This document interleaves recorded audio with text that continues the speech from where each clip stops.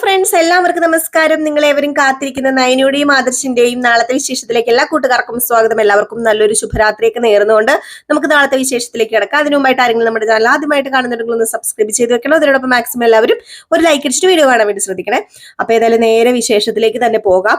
തുടങ്ങുമ്പോ തന്നെ കാണിക്കുന്നത് നമ്മുടെ അഭിനെ പൊക്കിയെടുത്തോണ്ട് പോയിരിക്കുകയാണ് പോലീസുകാർ. അയ്യപ്പൻ 8ന്റെ പണി തന്നെയാണ് നമ്മുടെ അഭിക്ക് കൊടുത്തിരിക്കുന്നത്.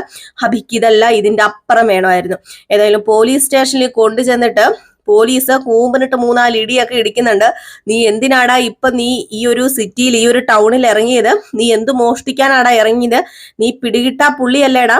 നിന്നെ ഞാൻ പലതവണ കണ്ടിട്ടുണ്ടടാ. നിന്റെ മുഖത്തൊരു കള്ള ലക്ഷണം ഉണ്ടല്ലോടാ എന്നൊക്കെ പറഞ്ഞുകൊണ്ട് നമ്മുടെ അഭിയുടെ കൂമ്പ് ഇടിച്ചു വാട്ടുകയാണ്. അഭിയാണെങ്കിൽ അയ്യോ സാറേ, ഞാൻ മോഷ്ടിക്കാൻ വന്നതല്ലേ, ഞാൻ ശബരിമലയ്ക്ക് പോകാൻ വന്നതാണേ എന്നും പറഞ്ഞുകൊണ്ട് കൈയും കാലും ഒക്കെ ഇങ്ങനെ പിടിക്കുന്നു. ഏതായാലും അപ്പൊ പോലീസ് പറയാണ്, ശബരിമലയ്ക്ക് പോകാൻ വന്നവൻ എന്തിനാടാ ഹോട്ടലിൽ കയറി ഫുഡ് അടിച്ചിട്ട് പൈസ കൊടുക്കാതെ ഓടിയത്? അതിപ്പൊ എനിക്കറിയണം. അല്ല, നീ ശബരിമലയ്ക്ക് പോകാൻ വന്നാണ്, നിനക്ക് ശബരിമലയ്ക്ക് പോയാ പോരെ, നീ എന്തിനാ ഇതിലെ ചുറ്റിക്കറങ്ങുന്നത്? എന്താ സത്യം പറയടാന്ന് പറഞ്ഞപ്പോഴത്തേക്കും സത്യങ്ങളൊക്കെ ഇങ്ങനെ നിരത്തി വിളിച്ചു പറയുകയാണ്. ഞാൻ അനന്തപുരി തറവാട്ടിലെ മകനാണ്, കൊച്ചുമകനാണ്. പ്ലീസ് സാർ, എന്നെ ഒന്ന് രക്ഷിക്കണം. എന്റെ എല്ലാ മോഷണം പോയി സാറേ. എനിക്ക് ഈ വസ്ത്രം മാത്രമേ ഉള്ളൂ, ഒരു സാധനമില്ല എന്റെ കയ്യിൽ. എല്ലാ മോഷണം പോയി സാറേ. സാറേ എന്നോട് ക്ഷമിക്കണം സാറേ. എനിക്കറിയാം ഇതെനിക്ക് അയ്യപ്പൻ തന്നെ ശിക്ഷയാണ്. കാരണം ഞാൻ വ്രതം പോലും എടുക്കാതെയാ ദേ ശബരിമല കയറാൻ പോയത്. അതുകൊണ്ട് സാറേ എന്നോട് ക്ഷമിക്കും സാറേ. ഓഹോ, അപ്പൊ നീ വ്രതം എടുക്കാതെ അയ്യപ്പനെ കാണാൻ പോകുന്ന നിന്നോട് ഞാൻ ക്ഷമിക്കാന്? എടാ, നിന്നെയൊക്കെ വെറുതെ വിട്ട അയ്യപ്പനെ എന്നോട് പൊറുക്കോടാ എന്നും പറഞ്ഞുകൊണ്ട് ആ പോലീസുകാരൻ 3-4 അടിയും കൂടെ വെച്ചു കൊടുത്തു കേട്ടോ. 3-4 അടിയും കൂടെ വെച്ചു കൊടുത്ത് നമ്മുടെ ഹബീനെ ഒരു തരത്തിൽ ഇതാക്കിയിട്ട് ഫോൺ നമ്പർ ഉണ്ടോന്ന് ചോദിച്ചു. നിന്റെ വീട്ടുകാരുടെ അറിയില്ല, ഫോൺ നമ്പർ ഉണ്ടെങ്കിൽ എടുക്കാൻ പറഞ്ഞു. ഏതായാലും നേരെ ആദർശിന്റെ ഫോൺ നമ്പർ കൊടുത്തു കേട്ടോ. ആദർശിന്റെ ഫോൺ നമ്പർ കൊടുത്തു. അപ്പൊ ആദർശിന്റെ ഫോൺ നമ്പർ കൊടുത്തിട്ട് ആദർശിനെ നേരെ വിളിക്കുകയാണ്. അപ്പൊ അവരിങ്ങനെ മലയിറങ്ങി വരുന്നതേ ഉള്ളൂ. അവര് തിരിച്ചിങ്ങനെ നടന്നൊക്കെ വരികയാണ്. അപ്പൊ വണ്ടിയുടെ അടുത്ത് ഏകദേശം എത്താറായി.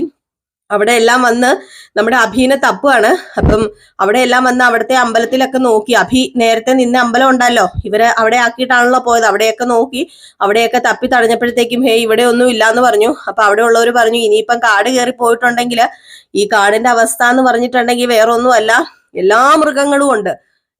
ആന, പുലി, എല്ലാ മൃഗങ്ങളും ഉണ്ട്. അപ്പൊ ഇനിയിപ്പം വല്ലോ എല്ലോ നെഗോ മുടിയോ വല്ലോ കിട്ടുമായിരിക്കും എന്നൊക്കെ പറഞ്ഞു. ഇത് കേട്ട് പേടിച്ചിട്ടിരിക്കുകയാണ്. അപ്പോഴാണ് പോലീസിന്റെ വിളി വന്നത്. ഏതായാലും പോലീസ് സ്റ്റേഷനിലേക്ക് ചെല്ലുക. ഇറക്കിക്കൊണ്ട് വരാതെ വേറൊരു നിവർത്തി ഇല്ലല്ലോ.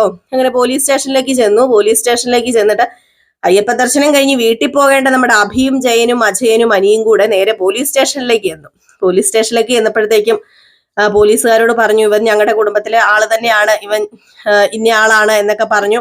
ഏതായാലും ആ ഒരു ഇത് കേട്ട് കഴിഞ്ഞപ്പോഴത്തേക്കും പോലീസുകാര് നമ്മുടെ ആദർശിന്റെയും ഒക്കെ കൂടെ വിടുകയാണ്. അവിടെ നിന്നൊക്കെ തലനാരിഴയ്ക്ക് രക്ഷപ്പെട്ടു പോന്നു നമ്മുടെ അഭിയ. ഏതായാലും പേടിച്ചു പോയിട്ടോ പുള്ളിക്കാരൻ.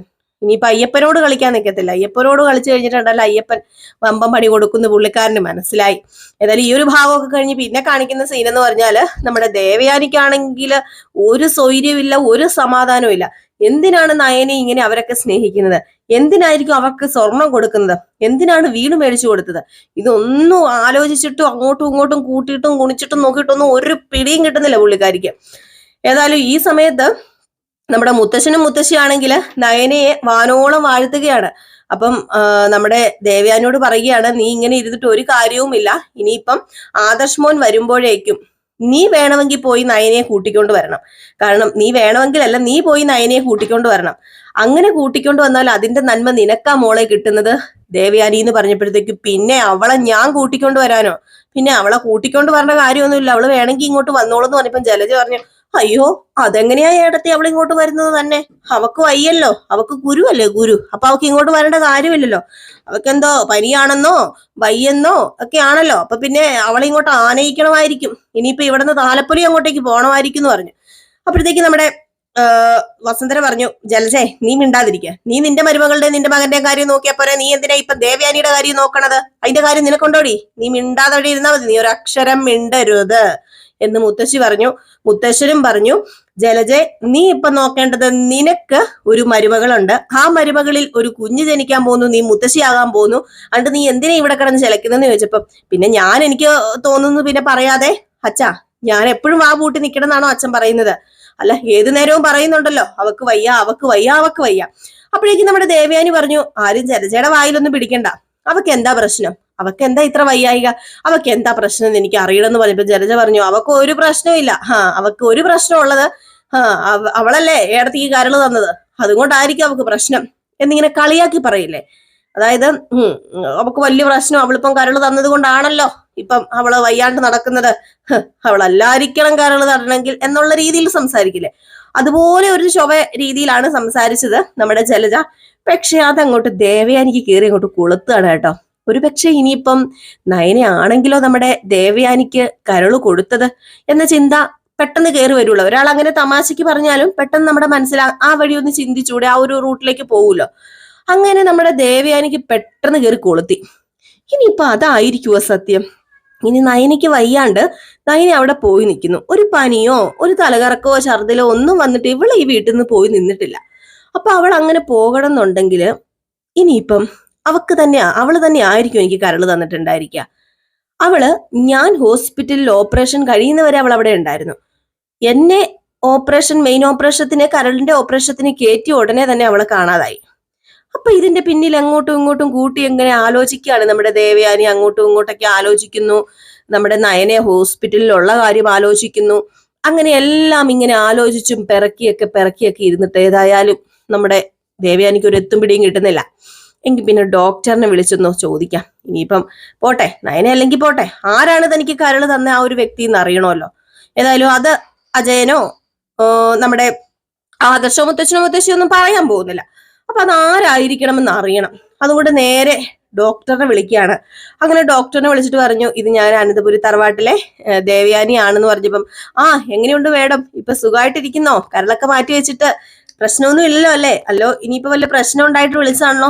അല്ല ചെക്കപ്പിന് വരാറായല്ലോ, നാളെ മറ്റന്നാളെ കണ്ടാണല്ലോ ചെക്കപ്പ് എന്നൊക്കെ ഡോക്ടർ പറഞ്ഞപ്പം, അതെ ഡോക്ടറെ, ചെക്കപ്പിന് ഞാൻ വരും. പക്ഷെ ഞാനിപ്പോ വിളിച്ചത് വേറെ ഒന്നും അല്ല ഡോക്ടറെ, എനിക്കൊരു കാര്യം അറിയണം. എന്ത് കാര്യമാണ് ദേവയാനിക്ക് അറിയേണ്ടത്? ദേവയാനി ചോദിച്ചോ. അത് പിന്നെ വേറൊന്നുമല്ല എനിക്കറിയേണ്ട കാര്യം. എനിക്ക് ഒരു കുട്ടി കരള് തന്നല്ലോ, അതുകൊണ്ടാണല്ലോ ഡോക്ടർ ഞാനിപ്പം ജീവിച്ചിരിക്കുന്നത്, ഞാനിപ്പം സംസാരിക്കുന്നത്. അപ്പൊ ആ കരള് തന്ന പെൺകുട്ടി ആരാണെന്ന് എത്ര ചോദിച്ചിട്ടും എന്റെ വീട്ടിലുള്ളവർ പറയുന്നില്ല. എനിക്ക് പക്ഷെ ആ കരള് തന്ന പെൺകുട്ടി ആരാണെന്ന് അറിയണം.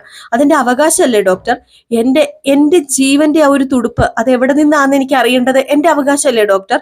അപ്പൊ അതെനിക്ക് അറിയണം. പ്ലീസ് ഡോക്ടർ ഒന്ന് പറ, ആരാ എനിക്ക് കരള് തന്നത്? ആ പെൺകുട്ടി എവിടെയുള്ളതാ? ഒരു സൂചനയെങ്കിലും താ ഡോക്ടർ എന്ന് പറഞ്ഞപ്പം, അത് കുറച്ച് കഷ്ടമാണല്ലോ ദേവയാനി. അതെ, തന്റെ കുടുംബക്കാര് തന്നെയും പറഞ്ഞിട്ടുണ്ട് ആ പെൺകുട്ടി ആരാണ്. സോറി, കുടുംബക്കാരെന്നല്ല കേട്ടോ, അവരുടെ കുടുംബക്കാര്, ഈ കരള് തന്നെ ആരുടെ കുടുംബക്കാര് തന്നെ പറഞ്ഞിട്ടുണ്ട് കരള് തന്ന ആരാണെന്ന് പറയരുതെന്ന്. അതുപോലെ കരള് തന്ന കുട്ടിയുടെ ഭർത്താവ്, ഇവരൊക്കെ പറഞ്ഞിട്ടുണ്ട് കരള് തന്ന കാര്യം ആരോടും പറയാൻ പാടില്ല എന്ന്. നമ്മള് ഒരാളെ എടുത്തു കഴിയുമ്പം, എന്തെങ്കിലും ഒരു ആവശ്യത്തിന് ഒരാളെ എടുത്തു കഴിയുമ്പം, ഇപ്പം വൃക്കയാകാം, കരളാകാം, അങ്ങനെ എന്തെങ്കിലും ആവശ്യത്തിന് ഒരാളെ എടുത്തു കഴിയുമ്പം അയാൾക്ക് അത് പുറത്തു പറയാൻ താല്പര്യമില്ലെങ്കിൽ അത് പുറത്തു പറയാൻ പാടില്ല. അത് ഇനിയിപ്പോ പുറത്തു പറഞ്ഞാൽ തന്നെ അയാളുടെ സമ്മതത്തോടു കൂടാതെ ഞങ്ങൾ പുറത്തു പറഞ്ഞാല് ദേവയാനി മേഡം, അത് ഞങ്ങളുടെ പ്രൊഫഷനെ ബാധിക്കില്ലേ? അതുപോലെ ഞങ്ങളത് എത്തിക്സിനെ ബാധിക്കില്ലേ? അത് ഒന്ന് ഓർത്ത് നോക്കിയാൽ മേഡം എന്ന് പറഞ്ഞപ്പം, എനിക്ക് അതൊന്നും അറിയണ്ട പ്ലീസ്, ഞാൻ കാല് പിടിക്കാം. അത് ആരാണെന്ന് എനിക്കറിയാനുള്ള അവകാശമില്ലേ? ഇപ്പം ഞാൻ ജീവിച്ചിരിക്കുന്ന ആ കരള് കാരണമാണ്. അപ്പൊ ആ കരൾ ആരുടെയാണെന്ന് അറിയാനുള്ള അവകാശം എനിക്കില്ലേ? ആ ഒരു എത്തിക്സിന്റെ കാര്യമൊന്നും എന്നെ ഡോക്ടർ പറയാത്തതെന്ന് ചോദിക്കുമ്പം, ഏതായാലും ദേവയാനി എനിക്കിപ്പോ പറ്റില്ല പറയാനെന്ന് തന്നെയാണ് ദേവയാനിയോട് പറയുന്നത്. ദേവയാനി എന്ത് ചെയ്യും? ഏതായാലും അറിഞ്ഞല്ലേ പറ്റൂ. ദേവയാനി ഇനിയിപ്പോ ഹോസ്പിറ്റലിൽ ചെക്കപ്പിന് അങ്ങോട്ട് പോവുകയാണ്. ചെക്കപ്പിന് അങ്ങ് പോയി കഴിയുമ്പോഴാണ് പുള്ളിക്കാരി സത്യം പറഞ്ഞാൽ ഈ സത്യങ്ങളൊക്കെ അറിയുന്നത്.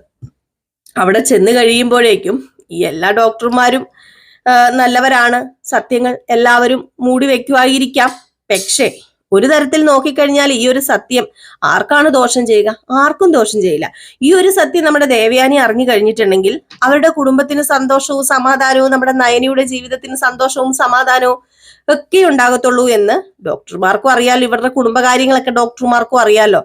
സത്യം പറഞ്ഞാൽ നമ്മുടെ കുടുംബകാര്യങ്ങളൊന്നും നമ്മുടെ ഡോക്ടർമാരോടോ വേറെ ആരോടും പറയാൻ നിൽക്കത്തില്ല. പക്ഷെ അനന്തപുരി തറവാട്ടിലെ എല്ലാ വിവരവും ഡോക്ടർമാരും നേഴ്സുമാരും ഇനിയിപ്പോ വഴി കൂടെ പോകുന്ന ആരുണ്ടല്ലോ അവർക്കൊക്കെ അറിയാന്നേ. അപ്പൊ അങ്ങനെയാണ് നമ്മുടെ കഥയുടെ ആ ഒരു കിടപ്പ്. അപ്പൊ അറിയാലോ നിങ്ങൾക്ക്. അപ്പൊ അതുകൊണ്ട് തന്നെ നമ്മുടെ ദേവയാനി ഇനി ഹോസ്പിറ്റലിലേക്ക് ഇറങ്ങി തിരിക്കുകയാണ്. ഇനി യാതൊരു മാർഗവും ഇല്ല അതല്ലാതെ. തന്റെ കരൾ ആരാണ് പകുത്ത് നൽകിയെന്ന് അറിയണം. ഏതായാലും അവിടെ നിന്നാണ് സത്യമൊക്കെ വരുന്നത്. ഏതായാലും അതൊക്കെ അവിടെ നിൽക്കട്ടെ.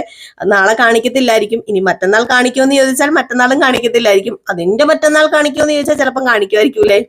ഇച്ചിരി ഓവർ ആകുന്നുണ്ടെന്ന് തോന്നുന്നു. ഏതായാലും ഞാൻ നിർത്തിയിട്ട് പോവാ. കുറെ സംസാരിച്ച് കഴിഞ്ഞിട്ടുണ്ടെങ്കിൽ ഞാൻ ഇച്ചിരി ഓവറാകും. അതുകൊണ്ട് എല്ലാവർക്കും നല്ലൊരു ശുഭരാത്രിയൊക്കെ ആശംസിക്കുന്നു. ഫുള്ള് വിശേഷമായിട്ട് നമ്മൾ രാവിലെ കറക്റ്റ് 7:30 തന്നെ വരും കേട്ടോ. എന്നും രാവിലെ കറക്റ്റ് 7:30 നമ്മൾ ഫുൾ വിശേഷവുമായിട്ട് വരുന്നത്. അതായത് നയനുടെയും ആദർശിന്റെയും ഫുൾ വിശേഷം. പിന്നെ നമ്മുടെ രേവതിയുടെയും സച്ചിയുടെയും നാളത്തെ വിശേഷം നമ്മൾ ഇതിനു മുമ്പ് ഇട്ടിട്ടുണ്ട്. അതുപോലെ ഫുൾ വിശേഷം നാളെ രാവിലെ 6:53 ഇടുന്നത്. പിന്നെ നമ്മുടെ വേദയുടെയും വിക്രത്തിന്റെയും വിശേഷം എല്ലാവരും ചോദിച്ചിട്ടുണ്ടായിരുന്നു. അപ്പൊ നമ്മൾ ഈ ചാനലിൽ തൽക്കാലം ഇടുന്നില്ല. നമ്മുടെ 2 വീഡിയോസ് ഇപ്പോൾ ഓടിക്കൊണ്ടിരിക്കുകയാണുള്ളത്. നല്ല റീച്ചിലൊക്കെ പൊക്കോണ്ടിരിക്കുന്നുണ്ട്. അപ്പൊ വെറുതെ ഈ ഒരു ചാനലിലേക്ക് കയറ്റിക്കൊണ്ട് വരണ്ടല്ലോ. നമുക്ക് പഴയൊരു ചാനൽ ഉണ്ടായിരുന്നു. അത്യാവശ്യം സബ്സ്ക്രൈബേഴ്സ് ഉള്ളതാണ്. 10K സബ്സ്ക്രൈബേഴ്സ് ഒക്കെ ഉള്ളതാണ്. അപ്പൊ അതിൽ നമ്മൾ നയനുടെയും ആദർശിന്റെയും അപ്കമിങ് വിശേഷങ്ങളാണ് ഇടുന്നത്.